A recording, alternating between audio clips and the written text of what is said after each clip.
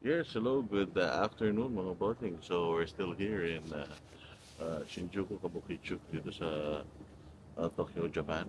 And reaksyonan lang natin yung kasinungalingan nito ni Franz Castro. Diyos ko, nag-iiyak ka madam dyan sa Kongreso.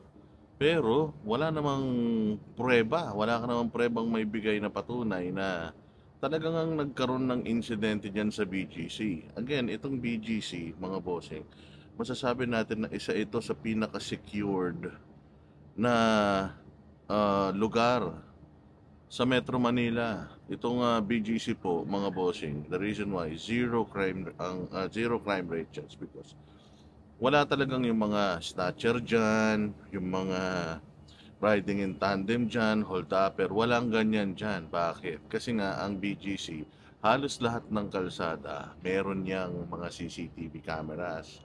Halos lahat ng ano dyan, halos lahat ng areas dyan, may mga gwardya, may mga bantay. And ilan lang ang dadaanan mo palabas at papasok ng BGC. If I'm not mistaken, siguro mga lima lang yung pwede mong daanan papasok dyan or let's say ani. Pero yung mga main roads talaga, papasokin palabas dyan, hindi ka talaga makakatakas. Dati merong mga nag-attempt na mang-snatch-snatch dyan. Pero palabas sila ng BGC, nahuhuli sila kagad. So, wala talagang mga kriminal na nag-a-attempt na gumawa ng kabulastugan dyan sa BGC. Kasi nga, well secured yung area na yan ng Taguig. Kaya kaya nagkamali itong si Franz Castro ng napiling syudad na nasisirain.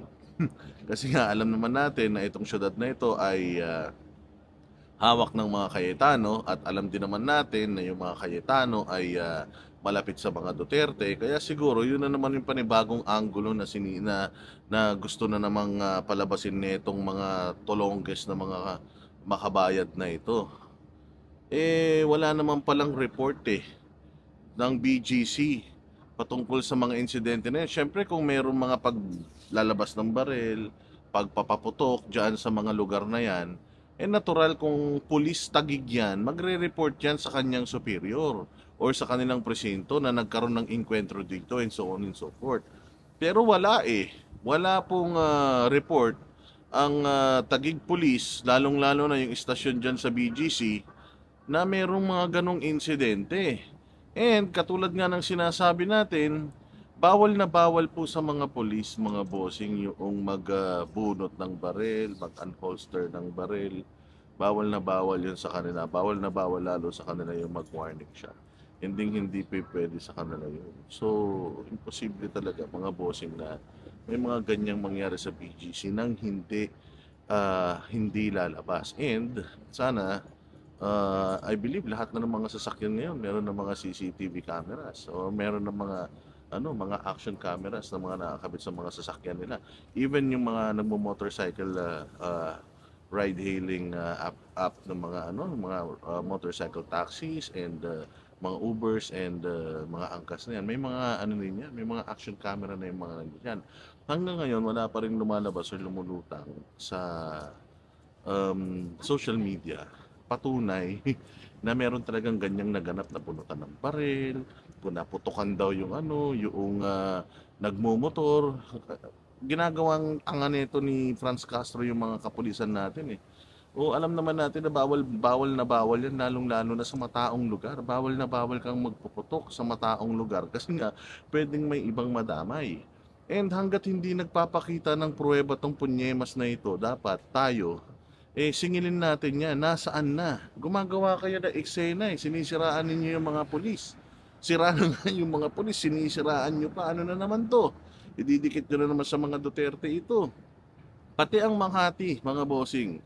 Ang City of Makati ay naglabas na rin ng kanilang statement na wala rin naman daw ganitong naire-report sa kanila kasi di umano kung binabagtas nila yung Kalayaan Avenue or Kalayaan Road dyan sa may bandang BGC, jurisdiction daw po ng Makati yan. So, dapat meron ding report na na-file sa Makati. Wala eh. Even yung mga police Makati, wala rin naman nag-re-report sa kanila na nagkaroon ng mga ganong inkwentro. Kasi even if, let's say for example, si Franz Castro ay hindi nag-file ng incident report sa mga estasyon ng police, definitely kung ako police na nag-discharge ng baril at nagpaputok in the line of duty, magre-report ako sa presinto ko.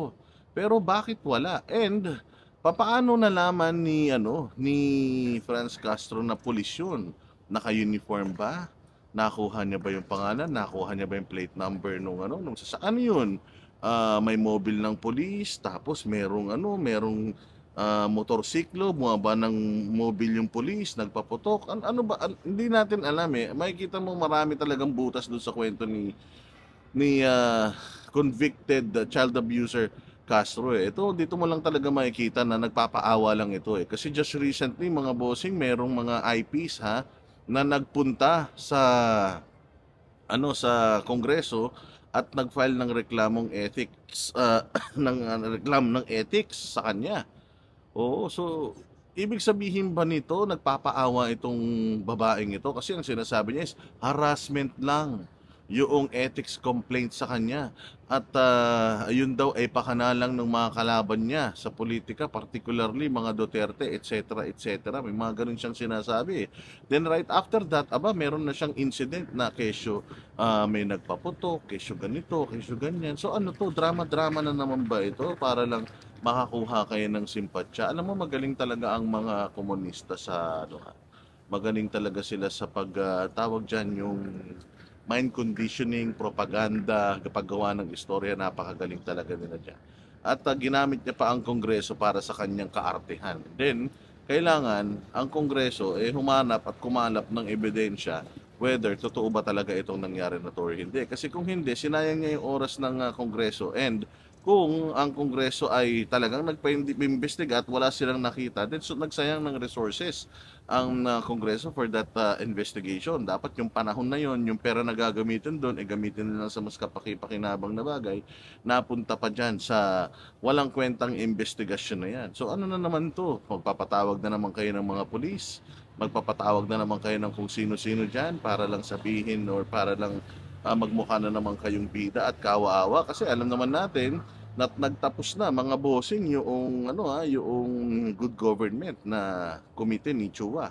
And lungkot na lungkot siya kasi nagtapos na nga yun, kasi parang feeling niya or gusto niya yata pahabain yun until like kingdom kami, para yung exposure ng mga makabayan ay tuloy-tuloy pa rin. Kasi alam naman natin walang kwenta mga yan, wala rin namang mga komite ng kamara na ibinigay sa kanila. So ang kaya lang nilang gawin is umangkla lang ng umangkla doon sa mga investigations and